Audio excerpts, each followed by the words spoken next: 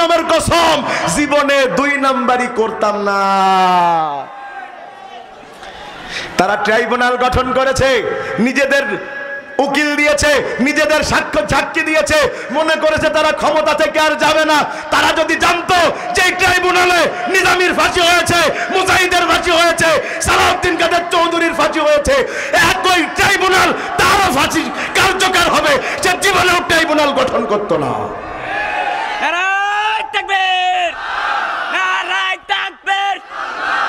ইসলামের শত্রুরা হুঁশিয়ার, সাবধান। ভাইয়েরা আমার, এজন্য জানা উচিত আমাকারু আমাকারাল্লাহ, আল্লাহু খায়রুল মাকিরিন। বান্দার চিন্তা শেষ হয়, আল্লাহর চেষ্টা কখনো শেষ হয় না। ঠিক কিনা বলেন? তারা ষড়যন্ত্র করে আর আল্লাহ মাজলুমদের পক্ষে তাদের ষড়যন্ত্রের জবাব দিয়ে দেয়। সুবহানাল্লাহ বলেন। আলা ইন্না নাসরাল্লাহি করিব। বিপদ যত বাড়ে আল্লাহর সাহায্য তত কাছে আসে। গোটা জাতি আন্দোলন করেছে, দফা 1, দাবি 1, স্বৈরাচারের পদত্যাগ। এর বাইরে কেউ একটু চিন্তা করে নাই, কিন্তু আল্লাহ মাজলুমদের এতটা সহযোগিতা করেছে, আল্লাহ খালি তার পদত্যাগ করায় নাই, গোষ্ঠী শুদ্ধা দেশ ত্যাগ করতে বাধ্য করেছে। ভাইয়েরা আমার, তাইলে আল্লাহ ভালো করেই জানেন যদি দিনের দাওয়াত দেওয়া হয় তাহলে বিপদে পড়বে। এই জন্য আল্লাহ নবীকে সান্ত্বনা দিচ্ছে, ও নবী শুনো, ও নবী শুনো, লা রাদ্দুকা ইলা মাআদ। তোমারে ওরা যেখানে যেখানে অপমান করবে সেখানে সেখানে সম্মান দিয়া আল্লাহ ফিরায় দেবে। সুবহানাল্লাহ বললেন না? এটার 2 নাম্বার অর্থ হলো, হুজুর কত মাশাআল্লাহ নিয়ে আসছেন ভাই, চলে এসে তো মঞ্চে নিয়ে আসছেন।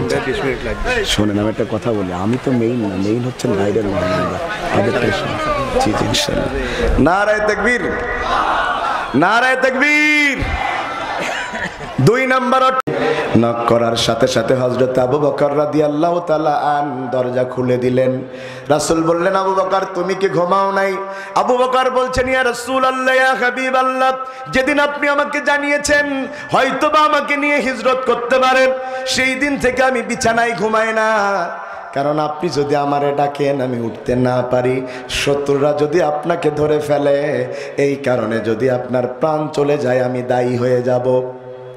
এই জন্য যেদিন থেকে আপনি বলেছেন আমারে নিয়ে হিজরত করবেন, ওই দিন থেকে আমি আর বিছানায় ঘুমাই না, দরজায় পিঠ লাগায়া দাঁড়ায়া দাঁড়ায়া ঘুমাই। বন্ধুগণ আমার, হযরত আবু বকর রাদিয়াল্লাহু তাআলা বের হলেন। রাসূল সাল্লাল্লাহু আলাইহি সাল্লাম নিজের সাহাবীকে নিয়ে রওনা দিলেন।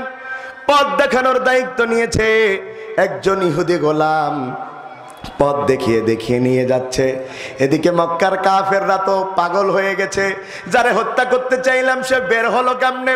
আমরা তো চাই নাই সে বের হোক, সে তো বের হয়ে গেল। যদি কেউ মুহাম্মদ সাল্লাল্লাহু আলাইহি সাল্লামকে ধরে আনতে পারে জীবিত অথবা মৃত, তাকে এত বেশি পুরস্কার দেয়া হবে, 100 লাল ঘোড়া অথবা লাল উট দেয়া হবে। এটার বর্তমান দাম 100টা BMW চাইতেও বেশি। আল্লাহ রাসূল রওনা করলেন। যেতে যেতে যেতে যেতে কষ্ট হয়ে গেছে। গারে সাওরের মধ্যে নবী আমার আশ্রয় নিলেন। কাফেররাও পিছু যেতে যেতে গারে সাওরের কাছে পৌঁছে গেছে। তারা উপর দিয়ে যখন তরবারি, আলগা তরবারি নিয়ে হেঁটে বেড়ায়, হযরত আবু বকর এটা দেখতে পাচ্ছেন। হযরত আবু বকর রাদিয়াল্লাহু তাআলা আন ওই সময় কাঁদছেন। রাসূল হযরত আবু বকরের উরুর উপরে পা দিয়ে ঘুমিয়েছিলেন। হযরত আবু বকরের চোখের পানি রাসূলের গায়ে পড়লো। আল্লাহ রাসূল ডাক দিয়া কয়, আবু বকর কাঁদো কেন? কি হয়েছে? তোমার বাড়ির কথা মনে পড়ে গেছে নাকি?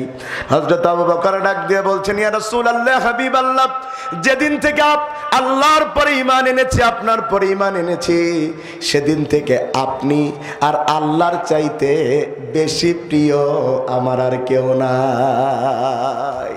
সুবহানাল্লাহ কইলেন না রে ভাই? বন্ধুগণ আমার, আবু বকর রাদিয়াল্লাহু তাআলা আনহু আল্লাহ রাসূল জিজ্ঞাসা করলেন, তাইলে কাঁদো কেন? ইয়া রাসূলুল্লাহ, কাফেররা আমাদের পর্যন্ত পৌঁছে গেছে। ওই দেখেন তাদের খোলা তরবারি দেখা যায়। ওরা যদি একবার নিচের দিকে তাকায়, আপনাকেও দেখে ফেলবে, আমাকেও দেখে ফেলবে, তাহলে কি হবে বলেন তো দেখি। আল্লাহ রাসূল বললেন, কেন চিন্তা করো? বলে, আমরা মাত্র 2 জন, অতগুলো মানুষের সাথে কেমনে লড়াই করব? আল্লাহ রাসূল ডাক দিয়ে বলছেন, আবু বকর চিন্তা করো না, চিন্তা করো না। ইয ইয়াকুলু লিসাহিবিহি লা তাহজান ইন্নাল্লাহা মা'ানা। আবু বকর চিন্তা করো না রে আবু বকর, কারণ এই গুহার মধ্যে আমরা খালি 2 জন নই, আমাদের সাথে আর একজন আছেন, তিনি আমাদের আল্লাহ। আর আল্লাহ যার সাথে থাকেন, গোটা পৃথিবী তার পায়ে সেজদা দিতে বাধ্য। আল্লাহ যার সাথে থাকেন, মাশাআল্লাহ, আল্লাহ যার সাথে থাকেন, পৃথিবীর কোন শক্তি তাকে ধ্বংস করতে পারে? বিশ্বাস হয়? বিশ্বাস হয়? হাজার হাজার প্রশাসনের লোকেরা গুলি করেছে, আমি দেই ভাই নামলেই দেব।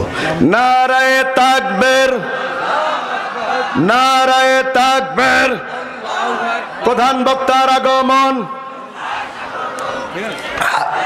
হাসিব ভাইয়ের আগমন, শুভেচ্ছায় স্বাগতম। নারায়ে তাকবীর। আল্লাহু আকবার। আমলাইবাসীর পক্ষ থেকে, লাল গোলাপ শুভেচ্ছা। যুব সমাজের পক্ষ থেকে, লাল গোলাপ শুভেচ্ছা।